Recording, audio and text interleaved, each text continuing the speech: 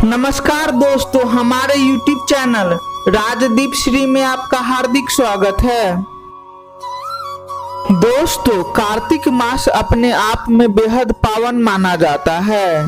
इस महीने की विशेषता यह है कि नारायण जल में निवास करते हैं, इसलिए इसमें स्नान करना, दान करना बेहद पुण्य का काम माना जाता है। चाहे आप जीवन में कितना भी कमा ले, वो आपके काम आने वाला नहीं है जब तक आप कुछ दान पुण्य इत्यादि नहीं करेंगे। तो दोस्तों, कार्तिक मास में दान पुण्य करना बहुत ही पुण्य का काम माना जाता है और स्नान करना बेहद ही फलदायी है। और साथ में माँ लक्ष्मी तथा भगवान विष्णु की पूजा करना परम पवित्र काम माना जाता है। दोस्तों, कार्तिक मास में तुलसी पूजा करना बेहद ही फलदायी माना गया है। इससे धन लाभ भी होता है, क्योंकि तुलसी माता को विष्णु प्रिया भी कहा जाता है, अर्थात भगवान नारायण की प्रिया।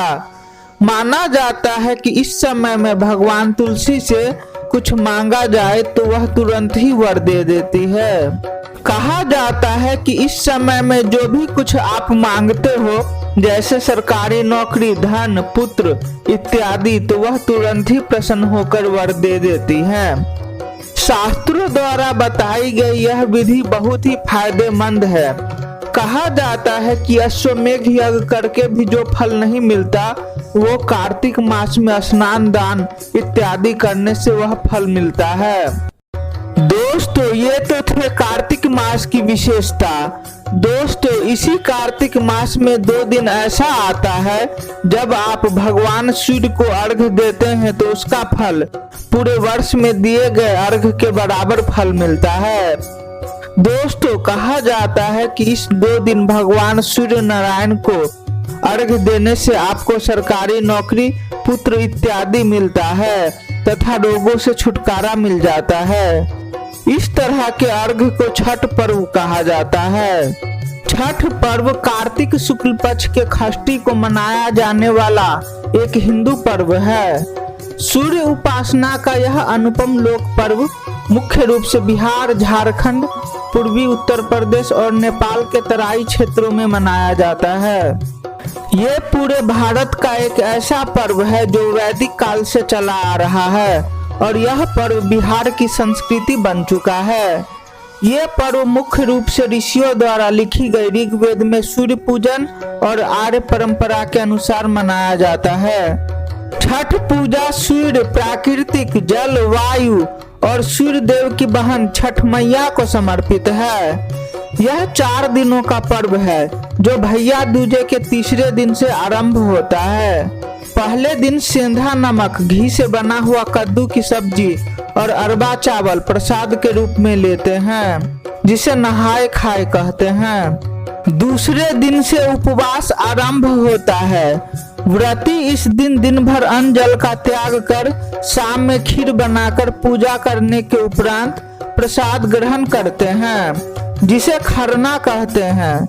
तीसरे दिन डूबते सूर्य को अर्घ्य यानी दूध अर्पण करते हैं और अंतिम दिन उगते सूर्य को अर्घ्य देते हैं। दोस्तों, कहा जाता है कि इन 2 दिन डूबते सूर्य को अर्घ्य और उगते सूर्य को अर्घ्य देना काफी फलदायी माना जाता है। कहते हैं कि इस समय अर्घ्य देने से सारी मनोकामनाएं पूर्ण हो जाती हैं। अर्घ्य देते समय ओम सूर्याय नमः, ओम भास्कराय नमः आदि मंत्र का जाप करें। अगर आप मंत्र नहीं जपते तो केवल भगवान सूर्य का नाम ले और भगवान सूर्य की तरफ देखते हुए भगवान भास्कर को जल चढ़ाए। दोस्तों, जो डाला छठ का व्रत करते हैं वो तो भगवान सूर्य को अर्घ्य देंगे ही, लेकिन आपको भी इस दिन भगवान भास्कर को अर्घ्य देना चाहिए।